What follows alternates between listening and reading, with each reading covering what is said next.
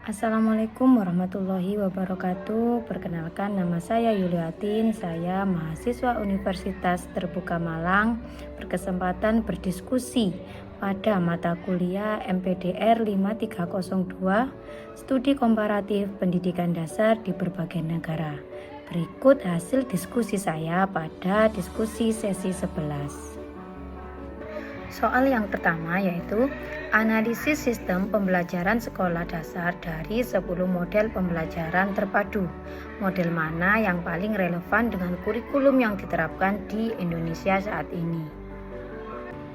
Dari 10 model pembelajaran terpadu, ada beberapa model yang paling relevan dengan kurikulum yang diterapkan di Indonesia saat ini, terutama di tingkat sekolah dasar, baik dalam implementasi kurikulum 2013 maupun kurikulum Merdeka. Yang pertama yaitu model pembelajaran jaring laba-laba. Model ini adalah dasar dari pembelajaran tematik terpadu yang wajib dilaksanakan pada kurikulum 2013 di SD. Model ini mengorganisasikan kurikulum di sekitar tema sentral yang kemudian diperluas menjadi topik-topik pelajaran dari berbagai mata pelajaran.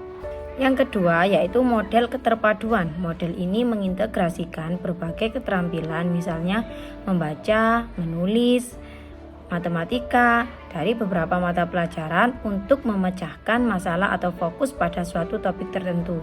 Model ini sangat relevan dalam kurikulum Merdeka melalui pelaksanaan proyek penguatan profil pelajar Pancasila, di mana konten dari berbagai disiplin ilmu disatukan untuk mencapai tujuan proyek yang terintegrasi. Kemudian, model pembelajaran yang ketiga yaitu model keterhubungan. Model ini menghubungkan satu konsep dengan konsep lain, satu topik dengan topik lain, atau satu keterampilan dengan keterampilan lain dalam satu mata pelajaran. Model ini juga sangat relevan dalam kurikulum Merdeka yang menekankan pada pembelajaran yang mendalam dan pemahaman antar konsep satu sama lain. Pertanyaan yang kedua yaitu paparkan apa yang menjadi tujuan dan fungsi landasan prinsip-prinsip rambu-rambu serta tahapan pembelajaran tematik terpadu yang selama ini Anda implementasikan di kelas atau di sekolah Anda. Pembelajaran tematik terpadu adalah pendekatan pembelajaran yang mengintegrasikan berbagai kompetisi dari berbagai mata pelajaran ke dalam berbagai tema. Dengan tujuan yang pertama, memberikan pengalaman belajar yang bermakna kepada peserta didik, menumbuhkan sikap, pengetahuan, keterampilan secara utuh. Ketiga, mengembangkan keterampilan berpikir tingkat tinggi. Fungsi pembelajaran terpadu yaitu menyediakan wadah untuk mengintegrasikan kompetensi dasar dari beberapa mata pelajaran, kemudian menciptakan pembelajaran yang holistik, relevan, dan kontekstual bagi peserta didik. Landasan dari pembelajaran ini yaitu yang pertama, landasan yuridis, merujuk pada peraturan perundang-undangan yang berlaku utamanya pada UU nomor 20 tahun 2003 tentang Sisdiknas dan implementasi kurikulum 2013. Kemudian landasan filosofis yaitu pembelajaran tematik terpadu berakar pada pandangan konstruktivisme, peserta didik membangun pengetahuannya sendiri, dan progresivisme di mana pembelajaran harus berpusat pada minat dan pengalaman peserta didik. Kemudian yang ketiga yaitu landasan psikologis berkaitan dengan psikologi perkembangan anak di mana anak SD berada pada tahap berpikir operasional konkret dan belajar melalui keseluruhan bukan bagian-bagiannya. Prinsip-prinsip yang pertama yaitu holistik dan bermakna. Pembelajaran harus memungkinkan peserta didik melihat hubungan yang bermakna antar konsep. Kemudian yang kedua, otentik, menghadirkan situasi nyata atau relevan dengan kehidupan sehari-hari sisdik. Kemudian yang ketiga yaitu fleksibel, guru bebas menyesuaikan materi dengan karakteristik dan kebutuhan peserta didik, prinsipnya yaitu berpusat pada anak. Kemudian yang ketiga yaitu keterpaduan, semua kompetensi baik sikap pengetahuan, sikap, keterampilan itu diintegrasikan dalam satu tema. Kemudian rambu-rambu atau pedoman pelaksanaan yaitu dengan yang pertama tema dapat dikembangkan sesuai kondisi sekolah. Kemudian yang kedua, tidak semua mata pelajaran harus dipadukan. Ketiga, mata pelajaran yang tidak diintegrasikan, misalnya seperti pelajaran PJOK atau matematika, diajarkan secara mandiri. Kemudian yang keempat, penilaian mencakup proses dan hasil, serta tetap memperhatikan keterpaduan aspek kognitif, afektif, dan psikomotorik.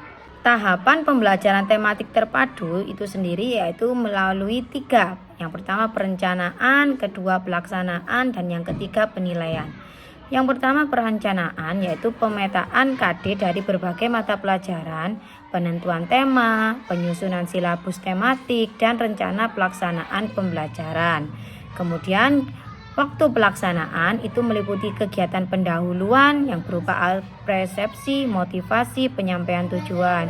Kemudian yang B, kegiatan inti yaitu mengamati, menanya, mengumpulkan informasi dan mencoba atau menalar dan mengomunikasikannya. Dan yang ketiga yaitu kegiatan penutup di mana refleksi, rangkuman, tindak lanjut, dan penilaian singkat. Pada tahap penilaian, itu penilaiannya bersifat autentik, yaitu pada penilaian sikap, pengetahuan, dan keterampilan. Soal yang ketiga yaitu silakan Anda analisa apa yang menjadi perbedaan antara kurikulum tematik terpadu dengan kurikulum Merdeka Belajar. Berikut perbedaan kurikulum tematik terpadu dengan kurikulum Merdeka Belajar.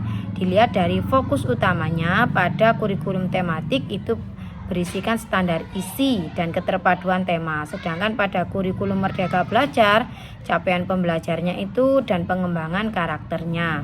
Kemudian dilihat dari struktur kurikulum, pada kurikulum tematik wajib menggunakan pendekatan tematik, sedangkan pada kurikulum Merdeka diberlakukan pembelajaran intrakurikuler yang fokus pada CP per mata pelajaran dan proyek penguatan profil pelajar Pancasila.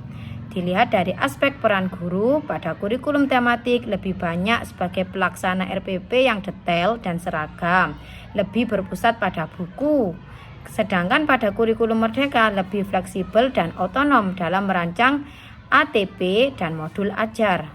Kemudian target kompetensi ada KD mata pelajaran diikat dalam suatu tema dalam pembelajaran. Sedangkan di kurikulum Merdeka Belajar, capaian pembelajar yang bersifat fase memberikan fleksibilitas waktu.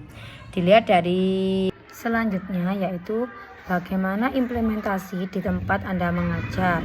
Saya mengajar di Lembaga SD Negeri 4 Sri Mulyo, Kecamatan Dampit, Kabupaten Malang. Di sekolah tempat saya mengajar, kami sedang dalam proses implementasi kurikulum Merdeka secara mandiri, di mana yang pertama penerapan di fase A kelas 1 dan 2. Di kurikulum 13 sebelumnya menggunakan tematik terpadu secara ketat, sedangkan pada kurikulum Merdeka kami beralih ke pembelajaran per mata pelajaran dalam intrakurikuler, tetapi guru memiliki keleluasaan untuk mengaitkan materi dengan contoh seperti belajar menghitung jumlah siswa pada pelajaran matematika dan membuat laporan sederhana tentang hasilnya ini dalam bentuk bahasa Indonesia. Kemudian yang kedua yaitu proyek penguatan profil pelajar Pancasila dengan mengalokasikan waktu 30% dari total jam pelajaran untuk P5. Seperti contoh membuat kebun gizi sekolah dengan tema gaya hidup berkelanjutan. Proyek ini mengintegrasikan materi dari IPA, seni, dan bahasa Indonesia. Kemudian yang ketiga, perubahan guru kini lebih fokus pada penyusunan modul ajar yang didasarkan pada capaian pembelajaran di setiap fase, bukan lagi terpaku pada tema buku teks K13. Guru membuat asesmen diagnostik awal di awal tahun untuk memetakan kebutuhan siswa yang merupakan inti dari semangat Merdeka Belajar. Demikian diskusi hari ini. Atas perhatiannya saya ucapkan terima kasih dan wassalamualaikum warahmatullahi wabarakatuh.